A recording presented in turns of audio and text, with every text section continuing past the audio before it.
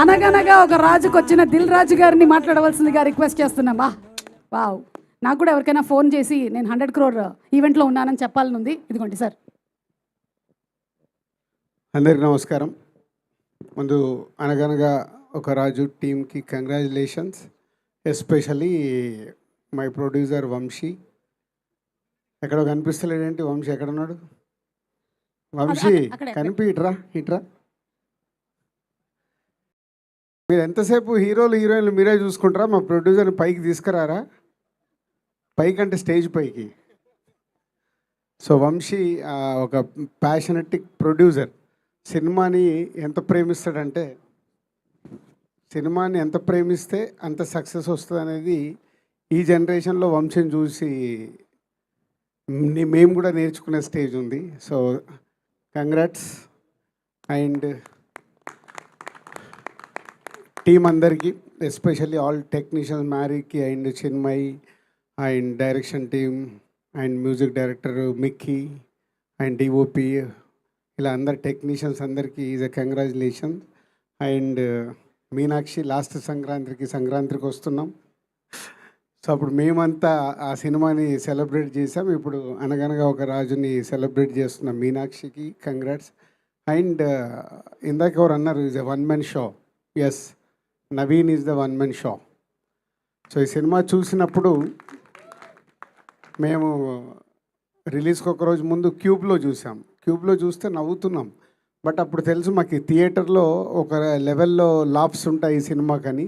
నవీనే చెప్తున్నాడు ఇప్పుడు, శిరీష్ గారి పక్కన కూర్చొని చూశాను సార్, అప్పుడు నాకు ధైర్యం వచ్చింది, సినిమా సూపర్ హిట్ అని, అంత ఎంజాయ్ చేశామని. సో ఒక ఐడియా అనుకున్న దగ్గర నుంచి దాన్ని ట్రావెల్ చేస్తూ ఆ సినిమా వచ్చే వరకు డే అండ్ నైట్ కష్టపడేది నవీన్. ఎందుకంటే నేను ఎక్కడో రాజమండ్రి వెళ్ళాను, ఏదో హాస్పిటల్ ఇనాగ్రేషన్ ఉంటాయి. సో నైట్ వెళ్ళి మార్నింగ్ ఐఎమ్ కమింగ్ బ్యాక్, అద్దాలు పెట్టుకొని ఇలా వస్తున్నాడు. ఏంటంటే sir నిద్రలేస్తారండి.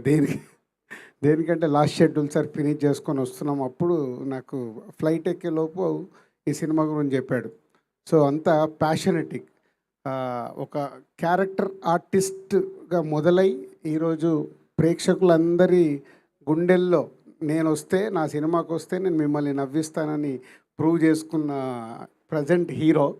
So keep it up, congrats.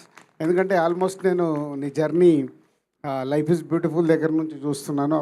నువ్వు విజయ్ ఎక్కడో జూనియర్ ఆర్టిస్టులాగా క్యారెక్టర్ ఆర్టిస్టులు వెనకాల ఉంటారు. ఈరోజు విజయ్తో పాటు నువ్వు విజయ్ ఒక రూట్లో ఉంటే నువ్వు ఒక రూట్లో ఎంటర్టైన్ చేస్తూ ఈరోజు ఈ సంక్రాంతికి ఈ సినిమాని ఇంత బ్లాక్ బస్టర్ అవ్వడానికి ఏకైక కారణం యు ఆర్ ద డైరెక్టర్ ఉన్న, క్రియేటివ్ రైటర్ ఉన్న, ప్రొడ్యూసర్ ఉన్న, you are only one person.